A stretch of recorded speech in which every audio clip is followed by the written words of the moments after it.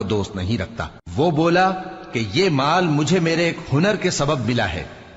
کیا اس کو معلوم نہیں تھا کہ اللہ نے اس سے پہلے بہت سی امتیں جو اس سے قوت میں بڑھ کر اور جمعیت میں بیشتر تھیں ہلاک کر ڈالی تھیں، اور گناہگاروں سے ان کے گناہوں کے بارے میں پوچھا نہیں جائے گا؟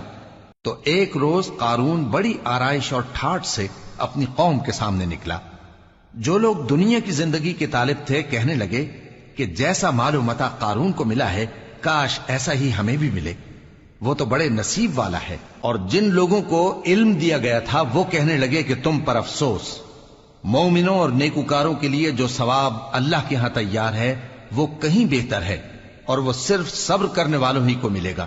پس ہم نے قارون کو اور اس کی حویلی کو زمین میں دھسا دیا، تو اللہ کے سوا کوئی جماعت اس کی مددگار نہ ہو سکی اور نہ وہ بدلہ لے سکا۔